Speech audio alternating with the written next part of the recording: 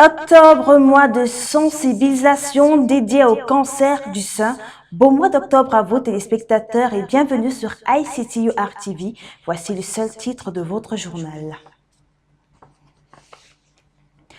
Série d'anniversaires et de commémorations dans cette édition de l'actualité. Nous nous intéressons à tous les événements ou presque tous les événements qui meubleront ce 10e mois de l'année. Entre anniversaire, journée mondiale, journée de sensibilisation, vous aurez tout dans ce journal. Today is October 1, 2024, marking the start of a series of international days with most of them dedicated to women and girls. Pink October is also another name for this 10th month dedicated to breast cancer. Luisa Quignoy gives us more details of international days in this report. October, which is the 10th month of the year, is being dedicated to the celebration of a whole lot of pertinent issues and peoples. The month begins every year with the first day dedicated to celebrating older persons as regards how they are being treated in the society and what can be done to ameliorate their situation. The last week of October, precisely the 29th, is dedicated to the celebration of care and support, which equally ties with taking care of the elderly as well as the younger ones. Those who impact knowledge on others are also being celebrated during this month, precisely on the fifth day instituted by the United Nations Educational, Scientific and Cultural Organization, UNESCO, which is the UN agency contributing to building peace through international cooperation in education, science and culture. In the same line, the girl child is equally given a special day where issues concerning her education, care and rights are being recalled. October 11 is set as the International Day of the Girl Child, used to raise awareness on their inclusion in the society. In order to achieve this, other days like the International Day of Non-Violence, World Mental Health Day, and International Day for Disaster Risk Reduction are instituted with one sole aim: eradication. The rural woman, mother of the world in terms of nutrition, is equally given the honor that is due during this month of October. Her hard work, resilience, and produce are being celebrated on October 15, closely followed on the 16th by World Food Day, where the quality of foodstuffs are being improved upon, thus eradicating poverty, which is commemorated on the 17th. It is worth noting that the whole month of October is dedicated to raising awareness on breast cancer, a devastating disease which affects mostly women as they are prone to infections. Pink October, as it is commonly referred to, is observed nationwide in Cameroon with the Ministers of Women's Empowerment and the Family as well as Social Affairs doing their optimum best to raise awareness amongst Cameroonian girls and women. Ce 1er octobre, le Cameroun s'est joint au reste du monde pour célébrer la Journée internationale des personnes âgées, qui est considérée comme personne âgée et quelle est l'importance d'une telle journée? Écoutons ce reportage ensemble. Selon l'Organisation mondiale de la santé OMS, on est considéré comme une personne du troisième âge à partir de 70 ans. Étant une journée de sensibilisation, il est question tout au long de celle-ci de souligner l'attention particulière que doivent bénéficier ces personnes, des soins médicaux aux soins d'assistance, passant par la lutte contre leur maltraitance. Oui, dans nos sociétés, ils sont très souvent mis à l'écart, fouettés, enfermés, exclus et au pire taxés de sorciers. C'est généralement sur eux qu'on déverse tous les malheurs de la vie. Or, vieillir est une grâce. Dans la culture africaine autrefois, on les reconnaissait cette place de patriarche et de sage. C'est dans cette optique de leur redonner leur place d'anciens dans les familles et une meilleure considération que l'Organisation des Nations Unies, ONU, a décidé d'instaurer cette célébration en 1990. Pour cette 34e commémoration, le thème retenu est « Vieillir dans la dignité, l'importance de renforcer les systèmes de soins et de soutien pour les personnes âgées dans le monde ». Au Cameroun, la célébration a été marquée par un point de presse qui s'est tenu au ministère des Affaires sociales, marquant la fin des activités à marge de cette journée. In our African and Cameroonian context, older persons were usually considered a blessing fun to be with as children enjoy their company, but things seem to be changing as you tell us, promise Akanti. Granny, Grandpa, Grandma, Mbombo, Mbamba, Kaka, and what have you. These are some of the pet names given to the older persons around us who are generally our grandparents. For those who were based out of the village, the wait for third-term holiday was always long because everyone wanted to go to the village and meet Grandma and Grandpa. They had their unique ways of pampering and spoiling grandchildren. These older people had their place in every home, and there was joy in knowing that an older person in the family was coming to visit. These nostalgic feelings seem to be disappearing with the advent of modernity and what is termed Western civilization. In Cameroon, people have become too busy to live with the older people. They prefer to place them at elderly persons' homes where geriatricians and other healthcare providers take care of them. Their beautiful storytelling times in the evenings, explaining the family genealogy, and the fun discoveries are gradually being replaced by phone calls, be them video or audio calls.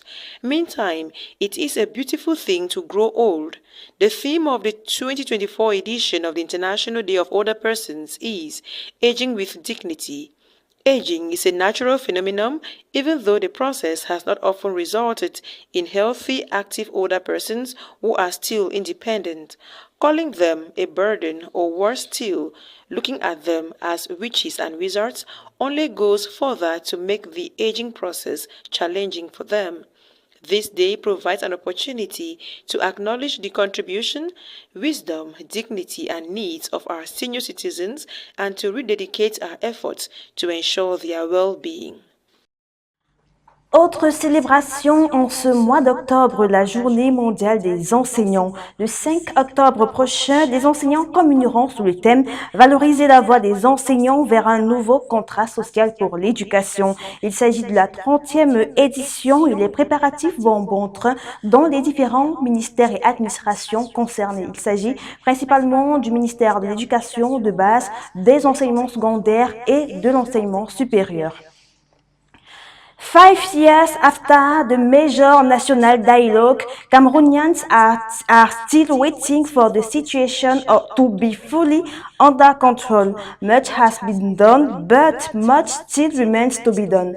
Promise Akanti.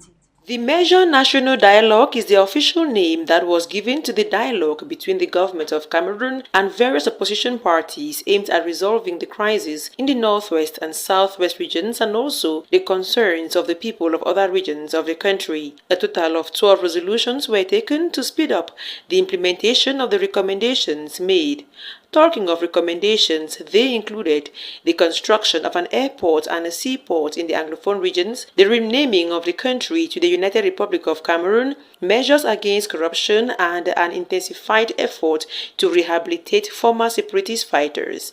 The call for a community-based approach to the identification, study, and support of development projects. After the major national dialogue, which ran from September 30 to October 4, 2019, a committee was created to follow up the recommendations headed by the Prime Minister, head of government, and it met in many sessions. Some of the fallouts of the dialogue are palpable, with the release of 333 detainees linked to the crisis, as well as 102 opposition activists arrested during peaceful protests during the president's re-election in 2018. Some erstwhile abandoned roads like the Babaji-Bamenda Road have seen works accelerated and there has been some progress in general. But the core of the matter remains and Cameroonians want to see things return to normal. The airports, deep sea port, farm-to-market roads and other infrastructural projects are still being awaited. And even though peace is a process, let that time come when children of this great nation can comfortably say that they are at home. It's been 8 years since the unrest started in the northwest and southwest regions. For how long will citizens await for a permanent solution? The question is for a franc. On parle d'un autre événement qui marquera ce mois d'octobre. Il s'agit du navire médical chinois Peace Act qui jettera son ancre au port autonome de Douala le 7 octobre prochain. Il y séjournera pendant 7 jours sur instruction du président de la République, son Excellence Paul Biya. Une large palette de soins seront offerts à des populations à des prix très concurrentiels. Vous aurez donc plus d'informations dans nos prochaines éditions. Parlons à présent culture. La culture au service de la paix dans notre société africaine était le sujet central des discussions organisées le week-end dernier au siège de l'UNESCO. Michel Betaïné revient sur cette information. La contribution du patrimoine culturel et artistique africain dans la consolidation de la paix était le thème des échanges de ce 27 septembre 2024 au siège de l'UNESCO à Yaoundé, au quartier Gragage. Ces discussions s'inscrivent en marge de la célébration de la Journée internationale de la paix. Très heureux d'avoir pu réunir aujourd'hui à l'UNESCO, dans le suivi de la Journée internationale de la paix, un panel de très haute tenue sur la contribution du patrimoine, de sa transmission, des arts à la paix en Afrique et même au-delà. Dénommé Héritage Cultural Talk, l'UNESCO en collaboration avec l'Organisation pour le développement et la culture et les arts africains ODCAF étaient les organisateurs. Experts culturels et professeurs ont partagé leurs connaissances sur la question. La culture africaine, elle est basée autour de la recherche permanente de la paix, dans tous les domaines et dans tous les segments. Et c'est pour ça que les Africains considèrent que dans la manière de grandir, vous grandissez avec les gens qui ont le même âge que vous. Je parle de société traditionnelle. Ainsi, au sortir de ces échanges, on retient que la différence de culture est un atout. Être différent n'est pas synonyme de danger. Ça peut être synonyme aussi, justement, de positivité. Si vous regardez aujourd'hui, tous les grands États du monde sont des États pluriculturels, plurilinguistiques et multicivilisationnels. Tous les États. Prenez les États-Unis, c'est le monde entier qui est là-bas. Prenez l'Inde. L'Inde, c'est un sous-continent. La paix est un moyen important pour le maintien d'une cohésion sociale, alors chérissons-la.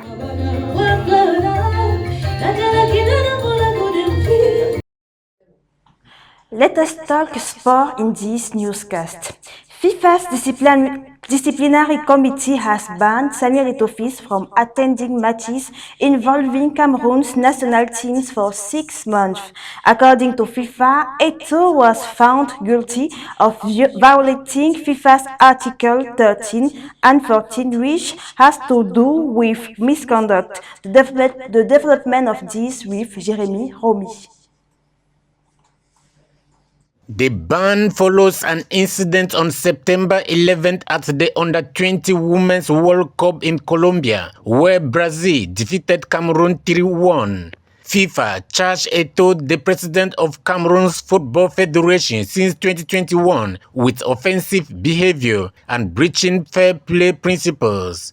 The ban applies to all men's and women's matches involving Cameroon's national teams across all age categories. Eto'o, 43, is one of Africa's most celebrated footballers, having played in 4 World Cups for Cameroon and winning Champions League titles with both Barcelona and Inter Milan during the illustrious career as a forward.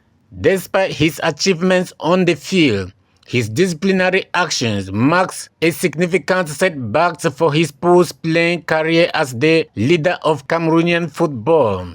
In a statement, FIFA noted that Eto'o was judged to have broken disciplinary rules relating to offensive behavior and violations of the principle of fair play and misconduct of officials. The ban imposed on Mr. Eto'o prevents him from attending men's and women's matches involving Cameroon teams of all categories and age groups. FIFA said Eto'o's misconduct violates key principles related to the fair conduct expected from officials, leading to the ban. The incident itself, which occurred during a round of 16 matches in the Women's World Cup, has not been fully detailed by FIFA, leaving specifics unclear. However, the governing body emphasized that the actions taken prevents Eto'o from attending any national matches involving Cameroon across various age groups during the period of the ban. This is not the first time Eto'o has been involved in controversies of the field, though his leadership of the Cameroon Football Federation was largely welcomed with hopes of advancing the national's football progress.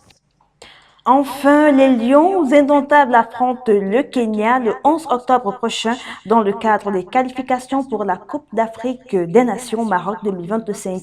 Le match se disputera au stade Japoma à Douala. À cet effet, le coach de la sélection nationale Marc Brice a publié la liste des joueurs présélectionnés. Il s'agit de 3 gardiens de but, 10 milieux de terrain, 10 attaquants et 10 défenseurs. Et c'est sur cette information que nous mettons un terme à cette édition sur ICTU RTV. Merci d'avoir été des nôtres. Portez-vous bien.